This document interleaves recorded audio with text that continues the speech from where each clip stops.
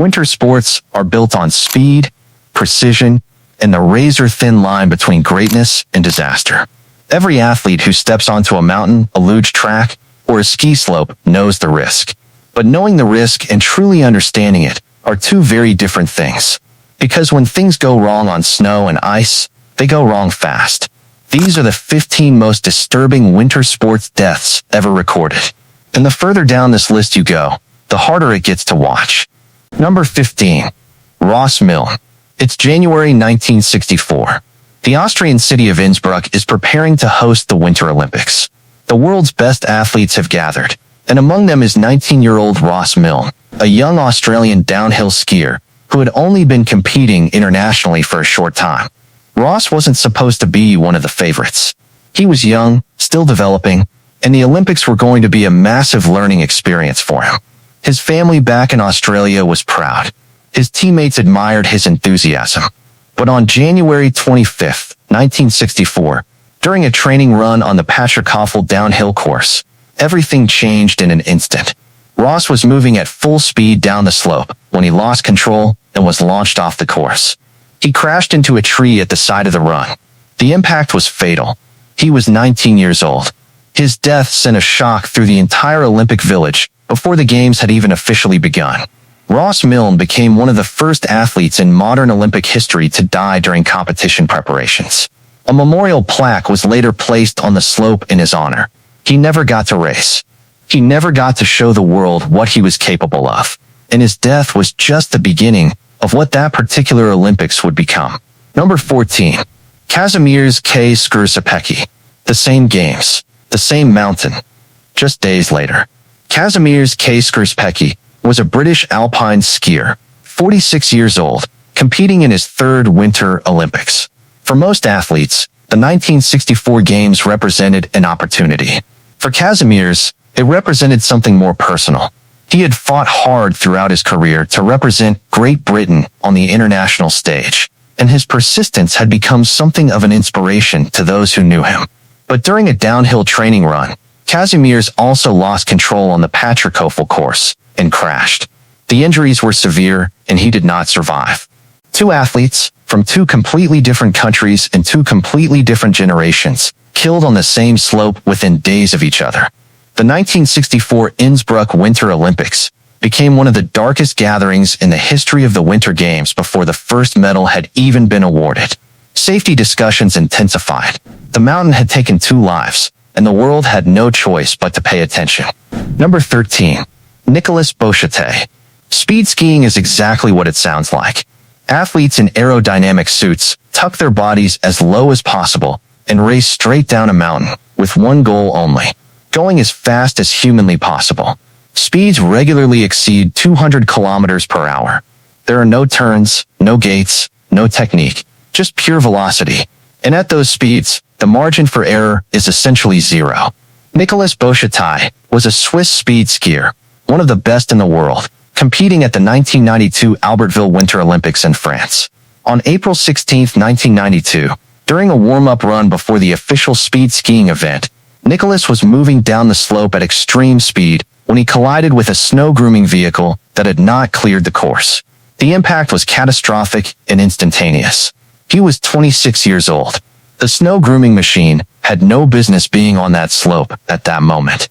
It was a failure of coordination, of safety management, and ultimately of basic protection for an athlete who had done everything right.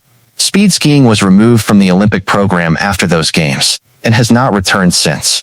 Nicolas Bochatay paid the price for someone else's mistake with his life. Number 12. Girts Ostenieks. Luge is one of the most demanding sports in the world. Athletes lie flat on a small sled, feet first, controlling their trajectory through an icy track at speeds approaching 140 kilometers per hour, using nothing but subtle shifts in their body weight and pressure from their legs. There is almost no room between the athlete and the track walls. And when something goes wrong, there is nowhere to go. Girts Ostenieks was a 22-year-old Latvian luge athlete competing at the 2011 Luge World Championships in Altenburg, Germany. On November 27, 2011, during a training run, Girts lost control of his sled on one of the track's curves and was thrown from it. He struck the track wall at high speed and sustained fatal head injuries. Medical teams rushed to him immediately, but the damage was too severe. He passed away at the scene. He was young, talented, and had been building a career in the sport his entire life. His death prompted yet another round of safety reviews in the luge community. But for his family and teammates, no review, no protocol change, and no memorial could fill the space that his absence left behind. Number 11. Ulrike Maier. Her name was already legend before that day. Ulrike Maier was one of the greatest alpine ski racers Austria had ever produced. A two-time world champion in Super G, she was fast, technically flawless, and widely regarded as one of the most complete competitors on the circuit. She was also a mother. Her daughter was 4 years old. It's January 29th, 1994. The Women's World Cup Downhill is being held in Garmisch-Partenkirchen, Germany. The event is broadcast live on television. Fans across Europe are watching, including Ulrike's own family. She launches out of the start gate, and her form is exactly what you would expect from a world champion. She descends the upper sections of the course with precision and speed, traveling at around 65 miles per hour. She is less than 20 seconds from the finish line when her right ski catches an inside edge on a soft patch of snow. She has no time to react. Her body is thrown violently off course, and she strikes a hard snowbank at full speed. She breaks her neck on impact. Despite wearing a helmet, despite all the precautions, she lies motionless on the slope while medical teams rush toward her and a helicopter is scrambled. There is nothing anyone can do. Ulrike Maier passes away, and the world watches it happen in real time. Her 4-year-old daughter would grow up without a mother. Her death remains one of the darkest moments in the entire history of competitive skiing. Number 10. Gernot Reinstadler. If Ulrike Maier's death was a tragedy witnessed live, then Gernot Reinstadler's death was something worse. It was something that should never have happened at all. Gernot was a 20-year-old Austrian alpine skier, a rising talent. He had been selected to compete in the qualification round for the legendary Loberhorn race in Vingen, Switzerland, one of the most prestigious downhill races on the entire World Cup circuit. On January 18, 1991, Gernot was racing down the qualification course at full speed. He was performing well, and then he lost control. He crashed into the safety nets at the side of the course at enormous speed. But instead of stopping him, those nets became a death trap. One of his skis became entangled in the netting, while his body continued forward. The force tore apart a significant portion of his pelvis. The injuries were beyond anything the medical team on site could treat. He was rushed by helicopter to the nearest hospital, where surgeons worked on him for 6 hours through the night. He died shortly after midnight. He was 20 years old. The footage from that day is far too graphic to be shown. But the aftermath was significant. The accident triggered a complete redesign of safety netting systems across downhill racing. Nets that had been used for years were exposed as inadequate, even deadly under the wrong circumstances. Gernot Reinstadler's death changed how the sport protected its athletes. It was a change that came far too late for him, but it almost certainly saved the lives of others who came after. Number 9. Michael Kennedy. Not every winter sports death happens in competition. Not every victim is a professional athlete. Sometimes tragedy finds people at their most relaxed, at their most human, in a moment they never imagined would be their last. December 31st, 1997. Aspen, Colorado. New Year's Eve. The Kennedy family, one of the most famous political dynasties in American history, is gathered on the slopes of Aspen Mountain for a holiday ski trip. Among them is Michael Kennedy, 39 years old, son of the late Senator Robert F. Kennedy, and nephew of President John F. Kennedy. The family is playing a casual game of ski football, skiing down the mountain while throwing and catching a football between them. It sounds lighthearted. It looks fun. And then, Michael loses control. He skis directly into a tree. The impact kills him instantly. He is surrounded by family members who can do nothing but watch. He was 39 years old, a father, a political activist, a man who had already experienced enormous personal loss in his lifetime. And he died on a ski slope on New Year's Eve, playing a game. His death reignited national conversations about the real dangers of skiing, even for experienced recreational skiers. Trees don't move. They don't give way. And at skiing speeds, They are immovable objects that end lives in a fraction of a second. Number 8. Sonny Bono. 6 days later. January 5th, 1998. The world had barely processed the death of Michael Kennedy when another name appeared in the headlines. Sonny Bono, 62 years old, singer, entertainer, and sitting congressman for California's 44th district, was skiing at the Heavenly Mountain Resort near Lake Tahoe, Nevada. He was an experienced skier who had been coming to these mountains for years. That afternoon, Sonny went off-piste, skiing outside the marked runs into a wooded area. He struck a tree at speed. He died from his injuries before emergency services could reach him. An autopsy later revealed that he had Prozac and ephedrine in his system, though how those substances may have affected his skiing remains a matter of debate. What was not a matter of debate was the result. A Grammy Award-winning performer, an elected representative of the United States Congress, was dead on a ski slope. The deaths of Michael Kennedy and Sonny Bono within a single week of each other created something extraordinary. Suddenly the mainstream public, the kind of people who didn't follow alpine racing and had never heard of Gernot Reinstadler or Ulrike Maier, were paying attention to how dangerous skiing actually was. Helmet sales across the country increased dramatically in the weeks that followed. 2 famous men, 2 trees, 6 days apart. The message was impossible to ignore. Number 7. Regine Cavagnoud. She was France's best female downhill skier. Regine Cavagnoud, 31 years old, the reigning world champion in downhill, was training for the upcoming ski season at the Pitztal Glacier in Austria on October 31, 2001. She had worked her entire life to reach the top of her sport. She had just gotten there.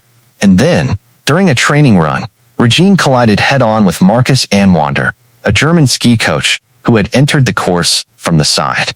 The collision was violent and unexpected. Neither had time to react. Regine sustained a severe brain injury. She was airlifted to Innsbruck University Hospital, where doctors fought to save her. For 2 days, she clung to life. But on November 2, 2001, Regine Cavagnoud passed away. She was 31 years old, and she was the reigning world champion. A collision that should never have happened between an athlete and a coach who had no business being in that section of the course at that moment ended the career and the life of one of France's greatest athletes. Markus Anwander was later cleared of criminal charges. Regine's family had to find a way to live with that. Number 6. Michel Trudeau. Not all winter deaths happen on competition slopes. Some happen in the mountains themselves, in places where the snow doesn't care who you are or who your family is. Michel Trudeau was 23 years old, the youngest son of Pierre Trudeau, one of the most iconic prime ministers in Canadian history. On November 13, 1998, Michel and a group of friends were skiing in the backcountry near Kokanee Glacier in British Columbia. This was heli skiing in remote wilderness. Spectacular, breathtaking terrain, but also some of the most dangerous landscape on the continent. An avalanche broke loose above them. Michel was caught in it and swept into Kokanee Lake, which was only partially frozen. He was pulled under the ice. His body was never recovered. His father Pierre, already a private and stoic man by that point in his life, was publicly devastated in a way that Canada had never seen him before. His eldest son Justin, who would later become prime minister himself, described the grief as something the family carried quietly and permanently. Michel Trudeau was 23 years old. He was not competing. He was not pushing limits in any professional sense. He was simply skiing in the mountains he loved, and the mountains did not give him back. Number 5. Prince Johann Friso. Royal families are not exempt from tragedy. No amount of wealth, privilege, or security detail changes what a mountain can do. Prince Johann Friso of the Netherlands was the second son of Queen Beatrix. On February 17, 2012, he was skiing off-piste in Lech, Austria, a high-end ski resort popular with European royalty and celebrities, when he was caught in an avalanche. He was buried under the snow for approximately 25 minutes before rescuers managed to dig him out. By that point, he had been without oxygen for far too long. He arrived at the hospital in a coma. Despite the best medical care that money and resources could provide, Johann Friso never regained consciousness. For 18 months, his family sat by his bedside, hoping for signs of recovery. His wife Mabel remained at his side throughout. On August 12, 2013, A year and a half after being pulled from the snow, Prince Friso passed away. He was 44 years old. His death was a reminder that avalanches do not negotiate. They do not consider rank, wealth, or family name. In those 25 minutes under the snow, he was simply a man who could not breathe. And by the time they reached him, it was already over. His family buried him in grief that was both private and watched by an entire nation. Number 4. Natasha Richardson. This one is different, because what makes it so disturbing is not the violence of the crash. It is the silence that followed. The terrifying, deceptive silence that made everyone believe she was fine. March 16, 2009. Mont-Tremblant, Quebec, Canada. Natasha Richardson was one of the most celebrated British actresses of her generation. An Oscar nominee, Tony Award winner, a woman of enormous talent, married to actor Liam Neeson, mother of 2 sons. She was 45 years old, and she was taking a beginner's ski lesson on one of the resort's gentlest, most accessible slopes.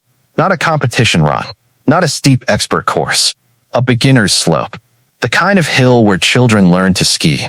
She fell. It was a quiet fall, not dramatic, not violent by any outward measure. She hit her head on the snow without a helmet. She stood up, said she felt fine, and declined medical attention.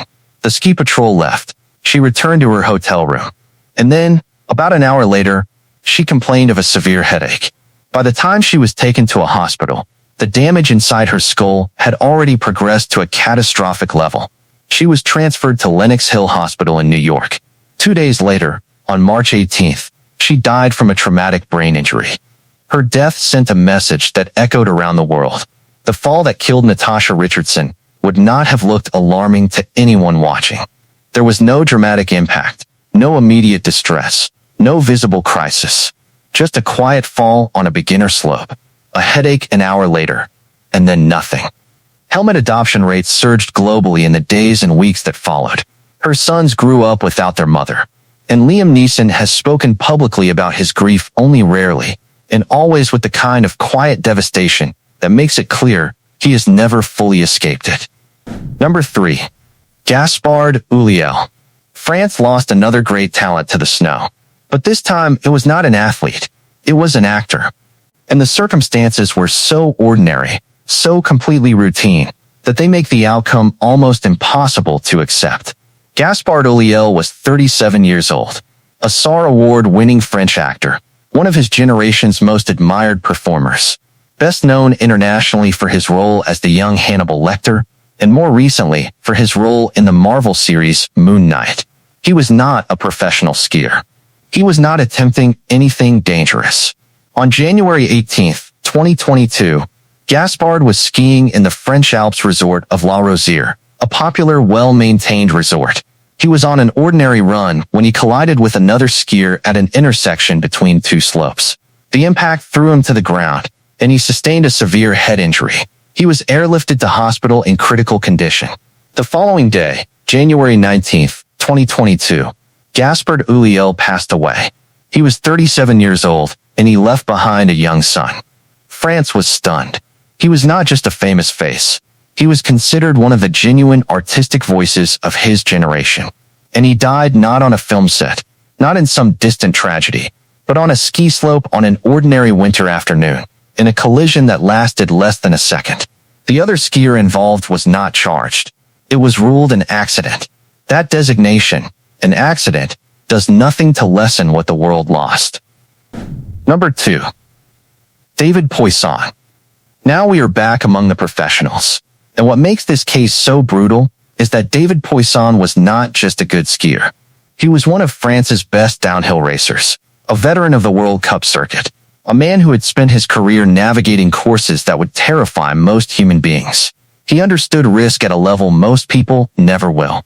And on November 13, 2013, during a training session at Nicolas Ski Resort in Alberta, Canada, David Poisson was killed when he skied into a tree in a section outside the marked training course. He was 35 years old, a father of twins who were less than a year old. His wife had given birth only months before he died. His teammates, his coaches, and the entire French alpine ski team were devastated. David was not a reckless athlete. He was experienced, disciplined, and committed. But ski racing at that level involves speeds where the smallest deviation from a line, the slightest moment of lost trajectory, can take you somewhere you cannot come back from. He was wearing protective gear, he was training properly, and he still died. His death was announced by the French Ski Federation in a brief, grief-stricken statement. His teammates wore black armbands at their next competition. His twin children will grow up knowing their father's name from the record books and the memory of people who knew him. He gave everything to the sport. The sport did not give him back. Number 1. Nodar Kumaritashvili. This is the one the entire world saw. And even now, knowing how it ends, it is almost impossible to watch. February 12, 2010. Vancouver, Canada. The Winter Olympics are hours away from their opening ceremony. Athletes from around the globe have gathered at the Whistler Sliding Center for one last day of practice runs. Among them is Nodar Kumaritashvili, a 21-year-old luge athlete from Georgia. He comes from a family that has dedicated itself to this sport for generations. His grandfather introduced luge to Soviet Georgia. His father competed. His uncle competed. Nodar was not just representing his country at the Olympics. He was carrying the legacy of an entire family's sacrifice. Even before the games began, there were concerns about the Whistler track. It was the fastest luge course ever built, with testing speeds that exceeded original calculations by 6 miles per hour. The Luge Federation president publicly expressed concerns, but the Vancouver Olympic Committee had declared it safe. That declaration would prove to be catastrophic. During his final training run, Nodar reaches the last curve of the course. He is traveling at 89 miles per hour. Something goes wrong. In a fraction of a second, he is thrown from his sled, and his body is launched off the track entirely. He strikes an unpadded steel support pillar at the end of the run at full speed. The impact is fatal. Medical teams perform CPR on site. He is rushed by ambulance to the nearest hospital. But there is nothing to be done. Nodar Kumaritashvili is pronounced dead that afternoon. He was 21 years old. Hours later, the opening ceremony of the Vancouver Winter Olympics took place. The Georgian team marched in wearing black armbands. One of Nodar's teammates had already gone home to attend his funeral. The remaining Georgian athletes competed in his honor, finishing what he started. The death triggered an immediate investigation. The track was modified overnight. Padding was added. The course was altered. The very changes that might have saved Nodar's life were made in the hours after he died. His family watched their son's final moments, broadcast on news channels around the world. His body was flown home to Georgia, where he was buried as a national figure, a young man whose name will be permanently attached to the most watched sporting event on earth. Nodar Kumaritashvili was not the first person to die pursuing winter sports glory. He will not be the last. But his death, witnessed live by millions on the day the world was supposed to celebrate athletic achievement, stands as the most devastating reminder of all. These sports are beautiful. They are extraordinary. And they are absolutely unforgivingly dangerous. Every single person on this list knew the risk. And every single one of them deserved to come home.